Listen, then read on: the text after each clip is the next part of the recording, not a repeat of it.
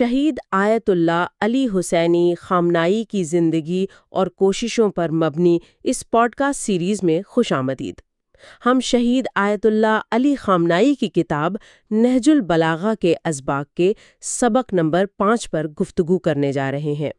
ذرا سوچا جائے کہ کسی کے پاس دنیا کی جدید ترین اور طاقتور مشینری موجود ہو، لیکن وہ اسے محض ایک کاغذ دبانے والے وزن یعنی پیپر ویٹ کے طور پر استعمال کر رہا ہو۔ جی، یہ تو ایک بہت ہی حیران کن اور عجیب سی بات ہوگی۔ بالکل، اور آج کے اس گہرے مطالعے کے مطابق انسان اپنی عقل اور صلاحیتوں کے ساتھ بالکل یہی کر رہا ہے۔ اس علمی نشست کا بنیادی مقصد دراصل اس بات کی گہرائی میں جانا ہے کہ انبیاء کی اصل ذمہ داریاں کیا تھیں۔ جب ہم عام طور پر انبیاء یا پیغمبروں کے بارے میں سوچتے ہیں تو اکثر ذہن میں یہی خاکہ ابھرتا ہے کہ وہ ایک نیا مذہب لانے آئے تھے۔ جی ہاں، بالکل ایسا ہی ہے، عام تصور یہی ہے۔ ہاں نا، یا پھر عبادات کے قوانین نافذ کرنے، یا شاید ایک ظاہری اور سیاسی حکومت قائم کرنے کے لیے آئے۔ لیکن اس کتاب کے حوالے سے جو بات سامنے آتی ہے وہ بالکل مختلف اور کافی حیران کن ہے۔ صحیح، اور اگر ہم اس پر غور کریں تو مصنف کے نزدیک یہ محض ظاہری حکومتیں قائم کرنے کا معاملہ نہیں ہے۔ انبیاء کا جو اصل اور بنیادی ہدف تھا وہ انسان کے اندر ایک باطنی انقلاب برپا کرنا تھا۔ باطنی انقلاب یعنی اندرونی تبدیلی؟ جی بالکل، ایک ایسی اندرونی تبدیلی جس کے بغیر دیکھیں کوئی بھی بیرونی نظام بالکل کھوکھلا ہے۔ یہ ایک بہت ہی بنیادی نقطہ ہے۔ اگر ہم اس کتاب کے دلائل اور مصنف کے نقطہ نظر کو بغور دیکھیں تو شہید آیت اللہ خامنئی اس بات پر بہت زور دیتے ہیں کہ ایک منصفانہ اور توحیدی معاشرے کا قیام اس وقت تک قطعی طور پر ناممکن ہے جب تک اس معاشرے کے افراد اندرونی طور پر ذہنی اور قلبی لحاظ سے تیار نہ ہوں۔ تو گویا معاشرہ اور فرد دونوں کی تبدیلی ساتھ ساتھ چلتی ہے۔ 100% سماجی انقلاب اور باطنی انقلاب در حقیقت ایک ہی سکے کے دو رخ ہیں، اور یہ ایک دوسرے سے بہت گہرائی میں جڑے ہوئے ہیں۔ انبیاء کا طریقہ کار یہ بالکل نہیں تھا کہ وہ محض طاقت کے زور پر اوپر سے ایک نظام مسلط کر دیں۔ صحیح۔ ان کا کام دلوں کو بیدار کرنا تھا، سوچ کے زاویوں کو بدلنا، اور انسانوں کے اندر ایک ایسی فکری تحریک پیدا کرنا تھا جو بالآخر ایک مضبوط اور با ایمان معاشرے کی بنیاد بنے۔ واہ، یہ بہت گہری بات ہے۔ میری اپنی عادت ہے کہ میں چیزوں کو مثالوں سے سمجھتی ہوں۔ تو ایک مضبوط عمارت کبھی بھی کچی اینٹوں سے نہیں بن سکتی۔ بالکل اسی طرح ایک بہترین معاشرہ ناپختہ ذہنوں سے نہیں بن سکتا۔ بالکل درست مثال دی آپ نے۔ اگر افراد اندر سے کھوکھلے ہوں تو ان پر لاگو کیا گیا کوئی بھی شاندار نظام بالآخر زمین بوس ہو جائے گا۔ اچھا، آئیں اس کے پہلوؤں پر غور کرتے ہیں۔ یہاں یہ سوال ذہن میں آتا ہے کہ انبیاء نے انسانوں کے اندر یہ بنیادی اور باطنی تبدیلی آخر کیسے پیدا کی؟ ان کے پاس وہ کون سا طریقہ کار تھا جس نے صدیوں کے جمود کو توڑ دیا؟ اس طریقہ کار کو سمجھنے کے لیے ہمیں ایک بہت ہی دلچسپ تصور کی طرف جانا ہوگا، جسے عہد یا تخلیق کا وعدہ کہا جاتا ہے۔ تخلیق کا وعدہ؟ جی، باطنی انقلاب کی سب سے پہلی بنیاد یہی فطری عہد ہے۔ یہاں یہ بات قابل غور ہے کہ حضرت علی علیہ السلام کے خطبہ اول کا وہ مشہور حصہ جو دراصل اس پورے مطالعے کی جان ہے، وہ اس لائحہ عمل کو بڑی خوبصورتی سے جامعیت اور ترتیب سے بیان کرتا ہے۔ اچھا، وہ خطبہ کیا ہے؟ حضرت علی علیہ السلام فرماتے ہیں، پھر اس خدا نے اپنے رسولوں اور نبیوں کو لوگوں کی طرف بھیجا تاکہ وہ ان سے اس کی تخلیق کے عہد کو پورا کروائیں، تاکہ وہ انہیں اس کی نعمتوں کی یاد دلائیں، تاکہ وہ تبلیغ کے ذریعے انہیں نصیحت کریں، تاکہ وہ ان کے سامنے حکمت کے چھپے ہوئے خزانے ظاہر کریں، اور تاکہ وہ انہیں اس کی قدرت کی نشانیاں دکھائیں۔ سبحان اللہ۔ جی، ان چند جملوں میں انبیاء کے کام کا ایک مکمل نفسیاتی اور معاشرتی خاکہ موجود ہے۔ یہ اقتباس تو واقعی کمال ہے، لیکن اگر ہم اس کی پہلی سطر پر رکیں تو اس میں سب سے پہلا کام جو بتایا گیا ہے وہ تخلیق کے عہد کو پورا کروانا ہے۔ اب ایک عام انسان کے ذہن میں فوراً یہ الجھن پیدا ہوتی ہے کہ بھئی یہ کون سا عہد ہے؟ بالکل، یہ سوال اٹھنا فطری ہے۔ تاریخ میں تو کسی انسان نے پیدا ہونے سے پہلے کسی معاہدے پر دستخط نہیں کیے، تو پھر یہ کیسا وعدہ ہے جو ہم سے پورا کروایا جا رہا ہے؟ یہی تو اس تصور کی سب سے بڑی خوبصورتی ہے۔ یہ عہد دیکھیں، کسی کاغذ پر لکھی ہوئی تحریر نہیں ہے، بلکہ یہ انسانی وجود کے خمیر میں گوندا گیا ہے۔ اچھا؟ جی، یہ انسان کی وہ فطرت ہے، وہ اندرونی میکانزم ہے جو اسے حق اور سچائی کی طرف کھینچتا ہے۔ کتاب کے مصنف یہ استدلال کرتے ہیں کہ اللہ کے علاوہ کسی اور کی بندگی کرنے کا مطلب یہ ہے کہ انسان کسی اور طاقت کے سامنے ذہنی، جسمانی یا نظریاتی طور پر جھک گیا ہے اور اپنی آزادی کھو بیٹھا ہے۔ یعنی اس نے اپنا وہ پیدائشی وعدہ توڑ دیا۔ بالکل۔ اس فطری عہد کے ثبوت میں قرآن مجید کی سورہ یاسین کی آیات 60 اور 61 نہایت واضح ہیں۔ وہاں ارشاد ہوتا ہے، اے آدم کے بیٹوں، کیا میں نے تم سے اس بات کا عہد نہیں لیا تھا کہ شیطان کی عبادت نہ کرنا؟ بے شک وہ تمہارا کھلا دشمن ہے، اور میری ہی عبادت کرنا، یہی سیدھا راستہ ہے۔ تو اس کا مطلب ہے کہ یہ عہد انسان کے اندر پہلے سے موجود ایک پروگرامنگ ہے، یا جیسے ایک بلٹ ان کمپاس ہوتا ہے؟ 100% درست۔ یہ ایک روحانی کمپاس ہی ہے، اور اسی کی مزید وضاحت سورہ روم کی آیت 30 میں بھی ملتی ہے۔ قرآن کہتا ہے، تو اپنا رخ دین حنیف کی طرف سیدھا رکھو۔ یہ خدا کی بنائی ہوئی وہ فطرت ہے جس پر اس نے انسانوں کو پیدا کیا ہے۔ خدا کی تخلیق میں کوئی تبدیلی نہیں ہے۔ معاف کیجیے گا، میں یہاں آپ کو تھوڑا سا روکنا چاہوں گی۔ اس آیت میں ایک لفظ استعمال ہوا ہے، دین حنیف۔ جی۔ ایک عام قاری یا سننے والوں کے لیے اس تکنیکی اصطلاح کا کیا مطلب ہے؟ اس کی تھوڑی سی وضاحت ہو جائے تو بات سمجھنا مزید آسان ہو جائے گا۔ ضرور، یہ بہت اہم سوال ہے۔ دین حنیف سے مراد دراصل وہ خالص، سیدھا اور غیر مسخ شدہ راستہ ہے جو ہر قسم کی معاشرتی ملاوٹ، تعصبات اور غلط رسم و رواج سے پاک ہو۔ یعنی بالکل پیور؟ جی بالکل، یہ انسان کا وہ پیدائشی اور فطری جھکاؤ ہے جو خالص سچائی کی طرف ہوتا ہے۔ مثال کے طور پر، بچہ جب پیدا ہوتا ہے تو وہ کسی تعصب کے ساتھ پیدا نہیں ہوتا، اس کا ذہن بالکل صاف ہوتا ہے۔ انبیاء کا پہلا کام یہی ہوتا ہے کہ وہ انسان کو اس کی اسی اصل ساخت، اس کے خالص پن اور دین حنیف کی طرف واپس لائیں۔ صحیح۔ جب معاشرے خدا کے بنائے ہوئے فطری قوانین کے خلاف چلتے ہیں نا، تو وہ دراصل اپنی ہی ساخت اور اس کائنات کے توازن کے خلاف جا رہے ہوتے ہیں، جس کا نتیجہ بالآخر تباہی نکلتا ہے۔ یہ بات بالکل واضح ہو گئی کہ پہلا قدم انسان کو اس کے اندرونی و فطری کمپس سے جوڑنا ہے۔ اب اگر ہم حضرت علی علیہ السلام کے خطبے کے اگلے حصے کی طرف بڑھیں تو دوسرا قدم ہے فراموش شدہ نعمتوں کی یاد دہانی۔ یہ بھی ایک بہت گہرا تصور ہے۔ بے شک، بہت گہرا ہے۔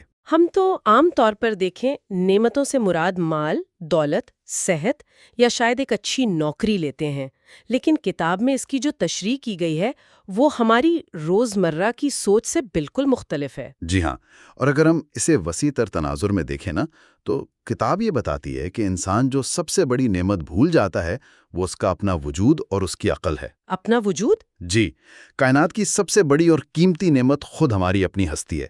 جب انسان کائنات کے خالق کو بھولتا ہے تو اس کا براہ راست اور تباہ کن اثر اس کی اپنی ذات پر پڑتا ہے، وہ خود کو ارزاں کر لیتا ہے۔ واقعی؟ سورہ حشر کی آیت 19 میں اس نفسیاتی حقیقت کو کتنے شاندار انداز میں بیان کیا گیا ہے۔ ارشاد ہوتا ہے، اور ان لوگوں کی طرح نہ ہو جاؤ جنہوں نے خدا کو بھلا دیا تو خدا نے انہیں اپنا آپ بھلا دیا۔ واہ، یہ سننے میں تو بہت فلسفیانہ لگتا ہے، لیکن عملی طور پر ذرا اس پر غور کیا جائے کہ انسان اپنا آپ کیسے بھول سکتا ہے؟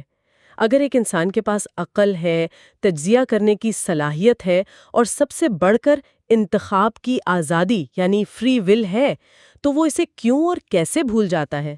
یہی تو المیہ ہے۔ اگر میں ایک اور مثال دوں تو آزادی انتخاب تو ایک گاڑی کے سٹیئرنگ وہیل کی طرح ہے۔ یہ انسان کے ہاتھ میں ہے اور وہ اسے جدھر چاہے موڑ سکتا ہے، لیکن اگر کسی کو یہی یاد نہ رہے کہ اسے جانا کہاں ہے، اس کی منزل کیا ہے، تو یہ سٹیئرنگ کس کام کا؟ وہ تو بس گول گول گھومتا رہے گا یا کسی کھائی میں جا گرے گا۔ یہ بہت زبردست اور برمحل تمثیل ہے۔ جب انسان خدا کو بھول کر اپنا آپ بھول جاتا ہے تو دراصل وہ ان تمام اوزاروں کو فراموش کر دیتا ہے جو اسے ایک اعلیٰ درجے کی مخلوق بناتے ہیں، یعنی اس کی عقل، فیصلے کرنے کی قوت، جدت ترازی اور ذمہ داری کا احساس۔ وہ بس ایک بھیڑ چال کا حصہ بن جاتا ہے۔ بالکل، وہ معاشرے کی اندھی تقلید شروع کر دیتا ہے۔ ایک جاہل یا دباؤ کے شکار معاشرے میں انسان ان صلاحیتوں کو استعمال کرنا ہی چھوڑ دیتا ہے۔ اور یہاں اہم بات یہ ہے کہ انبیاء آ کر کوئی نئی چیز باہر سے انسان کے دماغ میں نہیں ڈالتے۔ تو پھر وہ کیا کرتے ہیں؟ وہ انسان کو جھنجھوڑتے ہیں، اسے یاد دلاتے ہیں کہ تمہارے پاس وہ اسٹیئرنگ، وہ عقل موجود ہے، اسے استعمال کرو۔ اور جب کوئی شخص اپنی اس بھولی ہوئی طاقت کو پہچان لیتا ہے تو وہ دنیا کے مضبوط ترین سیاسی اور جابرانہ نظاموں کے سامنے بھی دیوار بن کر کھڑا ہو سکتا ہے۔ اگر انسان واقعی اپنا یہ فطری راستہ اور اپنی یہ طاقت بھول چکا ہے تو ظاہر ہے اسے واپس لانے کے لیے رہنمائی کی ضرورت ہے، اور یہی وہ مقام ہے جہاں ہم خطبے کے تیسرے پہلو کی طرف آتے ہیں، جو ہے تبلیغ کے ذریعے نصیحت کرنا۔ جی، اگر انسان اپنا راستہ بھول گیا ہے تو کیا انبیاء اسے زبردستی، مطلب ڈنڈے کے زور پر سیدھے راستے پر لاتے ہیں؟ بالکل نہیں۔ اور یہاں دلچسپ بات یہ ہے کہ یہی اس پوری بحث کا ایک اور خوبصورت پہلو ہے۔ انبیاء محض احکامات صادر نہیں کرتے، وہ مکالمہ کرتے ہیں، دلیل دیتے ہیں، سوچنے پر مجبور کرتے ہیں۔ صحیح۔ قرآن اس طریقہ کار کو سورہ نحل کی آیت 125 میں بڑی تفصیل سے یوں بیان کرتا ہے: اے رسول، لوگوں کو اپنے پروردگار کے راستے کی طرف حکمت اور اچھی نصیحت کے ساتھ بلاؤ اور ان سے بہترین انداز میں گفتگو کرو۔ یہ آیت اس بات کی واضح دلیل ہے کہ پیغام پہنچانے کا طریقہ کیسا ہونا چاہیے۔ واو! یہ سادہ ذہنوں کو حکمت سے سمجھانے اور مخالفین کے ساتھ بہترین دلیل اور مکالمے کا راستہ ہے۔ اس میں کوئی زبردستی یا جبر شامل نہیں ہے۔ لیکن ایک منٹ، مجھے یہاں ایک الجھن ہو رہی ہے۔ یہ سننے میں تو بہت اچھا اور پرامن لگتا ہے، لیکن اگر ہم تاریخ پڑھیں تو انبیاء کی زندگیوں میں جنگیں اور جہاد بھی نظر آتے ہیں۔ جی، یہ ایک بہت عام سوال ہے۔ اگر انبیاء کا طریقہ صرف پیار، محبت، گفتگو اور بہترین دلیل ہے تو پھر تاریخ میں اس جہاد کا کیا جواز بنتا ہے؟ کیا یہ دونوں باتیں ایک دوسرے سے متضاد نہیں ہیں؟ یہ ایک انتہائی اہم اور منطقی سوال ہے، اور کتاب کے مصنف اس کا بہت مدلل جواب دیتے ہیں۔ دیکھیں، مصنف کے استدلال کے مطابق انبیاء کا مقصد انسانوں کو سوچنے کی مکمل آزادی دینا ہے، لیکن جب کچھ ظالم حکمران، جابر نظام یا مخصوص معاشرتی ڈھانچے انسانوں کے ذہنوں پر پہرے بٹھا دیتے ہیں اور انہیں مکالمہ کرنے اور سچائی تک پہنچنے سے بزور طاقت روکتے ہیں، تو وہاں رکاوٹ پیدا ہوتی ہے۔ مصنف یہ واضح کرتے ہیں کہ انبیاء کا جہاد یا ان کی عسکری جدوجہد لوگوں کو زبردستی اپنے نظریات منوانے کے لیے بالکل نہیں ہوتی۔ اچھا، تو پھر کس لیے ہوتی ہے؟ بلکہ ان ظالمانہ رکاوٹوں اور نظاموں کو ہٹانے کے لیے ہوتی ہے جو انسان کی ذہنی آزادی کی راہ میں آہنی دیوار بن گئے ہوں۔ جہاد کا مقصد دراصل اس ماحول کو صاف کرنا ہے جہاں مکالمہ، استدلال اور آزادی فکر سانس لے سکیں۔ یہ تو واقعی ایک بہت ہی چشم کشا نقطۂ نظر ہے، یعنی طاقت کا استعمال نظریات تھوپنے کے لیے نہیں بلکہ ان زنجیروں کو کاٹنے کے لیے ہے جنہوں نے ذہنوں کو جکڑ رکھا ہے، تاکہ لوگ خود فیصلہ کر سکیں۔ بالکل ایسا ہی ہے۔ اب اگر ہم اس تصور کو آگے بڑھائیں نا تو حضرت علی علیہ السلام کے خطبے کا چوتھا حصہ سامنے آتا ہے، جو کہتا ہے کہ انبیاء کا کام انسانوں کے سامنے حکمت کے چھپے ہوئے خزانے ظاہر کرنا ہے۔ سوال یہ پیدا ہوتا ہے کہ اگر ظالم نظاموں نے انسان کی عقل کو دفن کر دیا ہے تو انبیاء اس خزانے کو باہر کیسے نکالتے ہیں؟ اسے ایک جدید مثال سے سمجھا جا سکتا ہے۔ یہ بالکل ایسا ہی ہے جیسے کسی کے اسمارٹ فون میں ایک بہترین کیمرہ تو موجود ہو، لیکن کسی سافٹ ویئر وائرس یا خرابی کی وجہ سے وہ چھپ گیا ہو یا کام نہ کر رہا ہو۔ ہاں، ایسا اکثر ہوتا ہے۔ اب انبیاء باہر سے کوئی نیا کیمرہ یا ہارڈ ویئر نہیں لگاتے، وہ بس اس وائرس کو ہٹاتے ہیں تاکہ انسان اپنا موجودہ کیمرہ استعمال کر سکے۔ کتاب میں بیان کیا گیا ہے کہ جابر حکمران، استبدادی طاقتیں اور تہمات انسانی ذہن پر مٹی ڈال دیتے ہیں۔ بالکل۔ آج کے دور کا اگر مشاہدہ کیا جائے تو مصنف کا یہ استدلال ہے کہ جدید استعماری طاقتیں طاقت اور دولت کے زور پر اور غلط تعلیمی نظاموں کے ذریعے لوگوں کی تخلیقی صلاحیتوں کو دبا دیتی ہیں، انہیں رٹے طوطے بنا دیا جاتا ہے اور غیر ضروری معلومات کے سیلاب میں اس قدر الجھا دیا جاتا ہے کہ وہ زندگی کے بنیادی حقائق پر غور کرنا ہی چھوڑ دیتے ہیں۔ تو اس کا مطلب ہے کہ انبیاء اس مٹی کو یا اس وائرس کو ہٹانے کے لیے کوئی جادوئی چھڑی استعمال نہیں کرتے، بلکہ وہ ایک بالکل مختلف طریقہ اپناتے ہیں، اور وہ طریقہ کیا ہے؟ وہ انسان کی توجہ اس کے ارد گرد موجود عام اور روزمرہ کی چیزوں کی طرف دلاتے ہیں۔ بالکل درست۔ قرآن کا طریقہ کار یہ نہیں کہ وہ انسانوں کو شروع میں ہی بہت مشکل پیچیدہ فلسفیانہ گتھیوں میں الجھا دے۔ وہ فکری بیداری کے لیے نہایت عام چیزوں کی مثالیں دیتا ہے۔ جیسی کہ سورہ غاشیہ کی آیت 17 پر غور کریں۔ کیا وہ اونٹوں کی طرف نہیں دیکھتے کہ وہ کیسے پیدا کیے گئے ہیں؟ یا پھر سورہ عبس کی آیت 24 سے 26 دیکھیں تو انسان کو چاہیے کہ اپنی خوراک کی طرف دیکھیں۔ بے شک ہم نے خوب پانی برسایا، پھر زمین کو پھاڑ کر چاک کیا۔ جب میں نے یہ آیات پڑھیں تو میں حیران رہ گئی کہ قرآن انسان کی سوچ کو پروان چڑھانے کے لیے اونٹ، بارش اور خوراک جیسی بظاہر معمولی چیزوں کا ذکر کر رہا ہے۔ اس کے پیچھے کیا میکانزم ہے؟ مطلب ایک اونٹ کو دیکھنے سے کسی کی ذہنی غلامی کیسے ٹوٹ سکتی ہے؟ اس میکانزم کو سمجھنا بہت ضروری ہے۔ دیکھیے، یہ چیزیں اس دور کے عربوں کے لیے انتہائی عام تھیں۔ وہ روزانہ اونٹ پر سفر کرتے تھے، زمین سے خوراک اگتی دیکھتے تھے، لیکن وہ ان کے اتنے عادی ہو چکے تھے کہ ان پر غور نہیں کرتے تھے۔ ٹیک اٹ فار گرانٹیڈ لے لیا تھا۔ جی بالکل۔ تو قرآن نے ان سے کہا کہ انہیں صرف دیکھو مت، بلکہ ان پر غور کرو۔ جب ایک عام انسان اونٹ کی پیچیدہ حیاتی ساخت پر غور کرتا ہے یا بارش کے برسنے اور بیج کے پھٹنے کے کائناتی نظام کو سمجھتا ہے تو اسے یہ احساس ہوتا ہے کہ یہ پوری کائنات ایک انتہائی منظم اور زبردست قانون کے تحت چل رہی ہے۔ واہ! اور جب وہ یہ سمجھتا ہے کہ ایک اعلیٰ ترین ہستی ان قوانین کو چلا رہی ہے تو پھر اس کے ذہن سے دنیاوی ظالموں اور قبائلی سرداروں کا خوف نکل جاتا ہے۔ اسے سمجھ آ جاتی ہے کہ یہ دنیاوی طاقتیں اس کائناتی قانون کے سامنے کچھ بھی نہیں ہیں۔ بہت خوبصورت بات ہے۔ یہی وہ لمحہ ہے جب اس کے ذہن کی زنجیریں ٹوٹتی ہیں اور چھپا ہوا حکمت کا خزانہ باہر آ جاتا ہے۔ یہ واقعی حیرت انگیز ہے کہ کیسے محض روزمرہ کی چیزوں کے پیچھے چھپے قوانین پر غور و فکر کی دعوت نے ان صحرا نشینوں کو ایک ایسی فکری بلندی پر پہنچا دیا جس کی وجہ سے آنے والی صدیوں میں مسلمان سائنس، طب اور فلکیات کے بانی بنے۔ بے شک یہ سب اسی بیداری کا نتیجہ تھا۔ یہ سب اس لیے ممکن ہوا کیونکہ ان کے اندر چھپے ہوئے حکمت کے خزانے بیدار ہو چکے تھے، اور یہی مشاہدہ انسان کو حضرت علی علیہ السلام کے بیان کردہ 5ویں قدم تک لے جاتا ہے، جو ہے قدرت کی نشانیاں دکھانا۔ جب انسان عام چیزوں سے شروع کرتا ہے تو وہ لامحالہ کائنات کے بڑے حقائق تک پہنچتا ہے۔ بالکل ایسا ہی ہے۔ خطبے کے اگلے حصے میں حضرت علی علیہ السلام اسی کائناتی منظرنامے کو کھینچتے ہوئے فرماتے ہیں، وہ آسمان جو ان کے اوپر بلند کیے گئے ہیں، وہ زمین جو ان کے نیچے بچھائی گئی ہے، وہ ذرائع معاش جو انہیں زندہ رکھتے ہیں، وہ موت جو انہیں ختم کرتی ہے۔ انبیاء چاہتے ہیں کہ انسان ان بڑے مظاہر پر بھی سوال اٹھائے۔ اس کتاب میں اس حوالے سے آئزیک نیوٹن کی ایک بہت ہی شاندار مثال دی گئی ہے جو اس پورے تصور کو کھول کے رکھ دیتی ہے۔ جی بالکل۔ نیوٹن نے جب سیب کو درخت سے گرتے دیکھا تو اس نے کوئی انوکھی یا نئی چیز نہیں دیکھی تھی۔ سیب کا درخت سے گرنا ایک انتہائی عام واقعہ تھا جو انسان ہزاروں سالوں سے دیکھتا آ رہا تھا۔ ہاں، ہر روز ہی گرتے ہوں گے۔ بالکل، لیکن فرق کہاں آیا؟ لاکھوں لوگوں نے سیب گرتے دیکھا، لیکن صرف نیوٹن نے اس عام سی بات پر غور کیا۔